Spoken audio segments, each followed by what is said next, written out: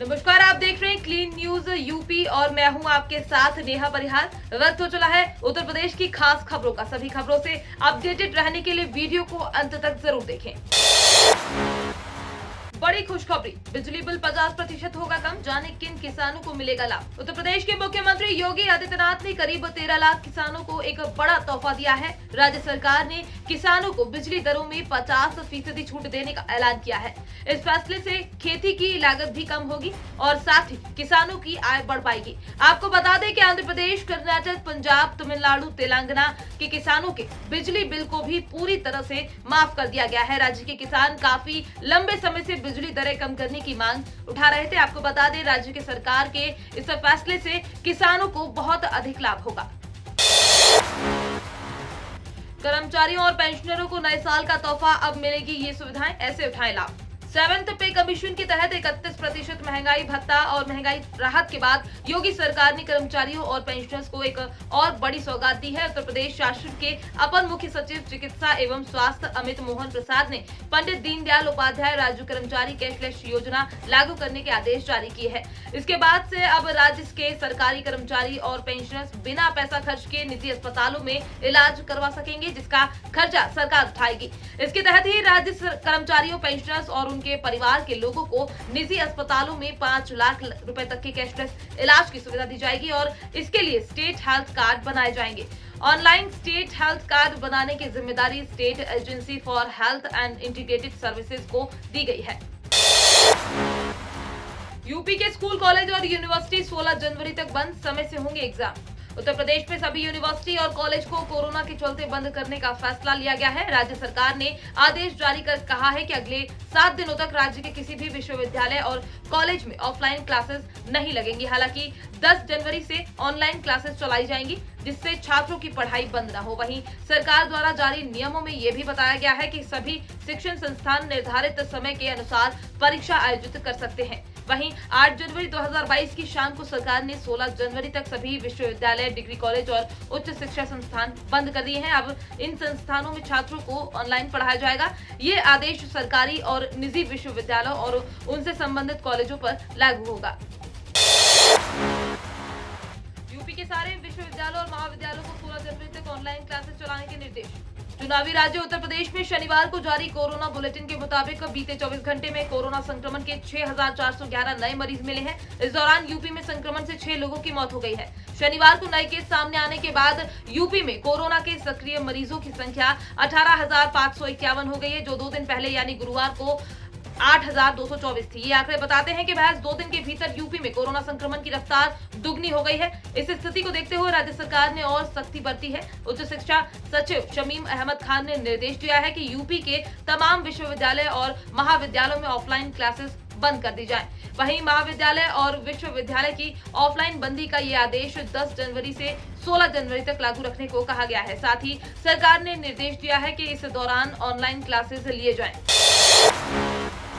UP में शिक्षकों के 37,000 पदों पर भर्तियां रुकी, बेरोजगारों को नियुक्ति के लिए करना होगा इंतजार। जाने कौन कौन सी भर्तियां फंसी। सरकारी स्कूलों में शिक्षकों के 37,000 से अधिक पदों पर भर्ती रुक गई है। विधानसभा चुनाव का कार्यक्रम घोषित होने के कारण बेरोजगारों को नियुक्ति के लिए इंतजार करना होगा। जो भर्ती पहले से चल रही है, उनमें संबंधित विभाग के अफसरों को चयन प्रक्रिया आगे बढ़ाने के लिए चुनाव आयोग की अनुमति लेना पड़ेगी। फिलहाल चुनावी साल में भी युवाओं को निराशा ही हाथ लगी है। शिक्षकों की कौन कौन सी भर्तियां आदर्श आचार संहिता लागू होने के कारण रुकी हैं, पेश है ये रिपोर्ट। सबसे पहले बात करें परिषदीय प्राथमिक स्कूलों में 17,000 सहायक अध्यापक भर्ती की। बेसिक शिक्षा मंत्री डॉक्टर सतीश द्विवेदी ने 24 दिसंबर को 68,500 और 69,000 शिक्षक भर्ती के बाद खाली 17,000 पदों पर नई भर्ती की घोषणा की थी, लेकिन 2 सप्ताह में भी विज्ञापन जारी नहीं हो पाया। इससे पहले भी डॉक्टर सतीश द्विवेदी परिषदीय शिक्षकों के जिले के अंदर ट्रांसफर पंचायत चुनाव के दौरान मृत शिक्षकों के आश्रितों को क्लर्क के अधिसंघ के पदों पर नियुक्ति देने की घोषणा कर चुके हैं, लेकिन कोई पूरी नहीं हो सकी। 69,000 सहायक अध्यापक भर्ती के चौथे चरण में चयनित आरक्षित और विशेष आरक्षित वर्ग के 6800 विद्यार्थियों की भर्ती भी फंस गई है। कोरोना का कहर, यूपी में हायर एजुकेशन संस्थानों को लेकर बड़ी खबर। जाने यूनिवर्सिटीज को लेकर सरकार की घोषणा। देश भर के साथ उत्तर प्रदेश में बढ़ते राज्य में चल रही सभी निजी और सरकारी विश्वविद्यालय समेत सभी हायर एजुकेशन इंस्टीट्यूशन 10 जनवरी से 16 जनवरी तक बंद रहेंगे। हालांकि इस दौरान पठन पाठन का संचालन ऑनलाइन किया जाएगा। जानकारी के अनुसार आपको बता दें, इस दौरान सबसे पहले निर्धारित और चल रही परीक्षाएं पहले की तरह ही होंगी।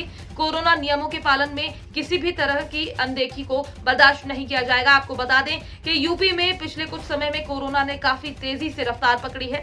कोरोना संक्रमण का असर सबसे ज्यादा दिल्ली से सटे गौतम बुद्ध नगर जिले में देखने को मिल रहा है। ये जिला कोरोना के मामलों में सबसे आगे है, चाहे नए मामलों की बात हो या फिर सक्रिय मामलों की, दोनों में ये जिला सबसे आगे है। यूपी में 12 जनवरी तक होगी बारिश, प्रदूषण में आई कमी, घने कोहरे का अलर्ट जारी। उत्तर प्रदेश के लगभग सभी शहरों में पिछले कुछ दिनों से आसमान में बादल छाए हुए हैं और बारिश हो रही है। इसकी वजह से ठंड में बढ़ोतरी हुई है, वहीं तापमान में भी उतार चढ़ाव देखने को मिल रहे हैं। मौसम विभाग के अनुसार आज भी आसमान में बादल छाए रहेंगे और हल्की बारिश हो सकती है। मौसम विभाग के मुताबिक 2 से 3 दिनों तक मौसम इसी तरह बना रहेगा। वहीं पूर्वी उत्तर प्रदेश में घने कोहरे की चेतावनी जारी की गई है। कई जगहों पर सोमवार से मौसम में थोड़ा परिवर्तन होगा। गौरतलब है कि पश्चिमी विक्षोभ के सक्रिय होने से 5 जनवरी को यूपी के मौसम में बदलाव देखने को मिला था। तभी से लगातार आसमान में बादल छाए हुए हैं।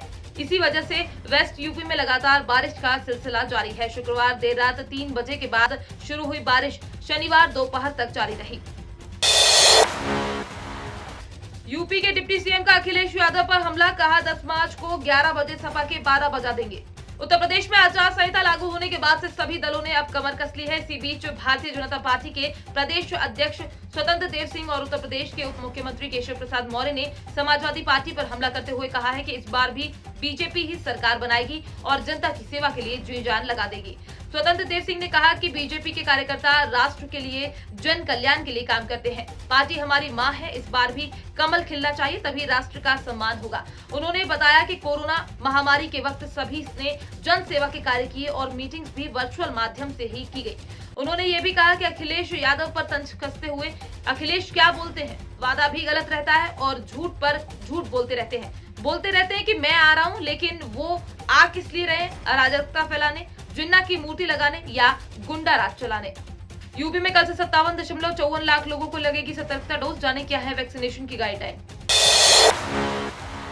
प्रदेश में सोमवार से 57.54 लाख लोगों को कोरोना से बचाव के लिए टीके की प्रिकॉशन डोज लगाई जाएगी, जिसमें 20 lakh health care, frontline worker और गंभीर रोगों से ग्रसित 37.54 लाख बुजुर्गों को भी सतर्कता डोज लगाई जाएगी। मुख्यमंत्री योगी आदित्यनाथ ने सतर्कता डोज लगाए जाने को लेकर बेहतर तैयारियां की जाने के निर्देश दिए हैं। उधर चुनाव की ड्यूटी में लगाए जाने वाले विभिन्न विभाग के कर्मियों को टीके की दोनों डोज लगाए जाने पर जोर दिया जा रहा है। योगी सरकार ने पेरेंट्स को दी बड़ी राहत, इस साल भी स्कूल फीस में नहीं होगी बढ़ोतरी। यूपी विधानसभा चुनाव से पहले योगी सरकार ने शिक्षा के क्षेत्र में एक और बड़ी राहत का ऐलान किया है।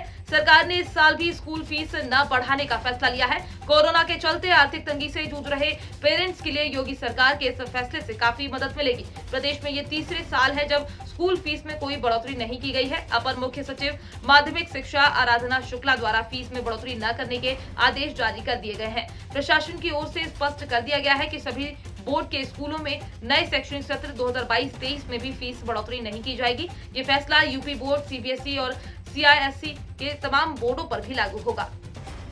तो ये थी दिन भर की 10 बड़ी और अहम खबरें। डेली ऐसे ही अपडेटेड रहने के लिए क्लीन न्यूज यूपी को सब्सक्राइब करना बिल्कुल ना भूलें और साथ ही साथ आप न्यूज कहां से देख रहे हैं हमें कमेंट में जरूर बताएं और वीडियो को लाइक भी करें।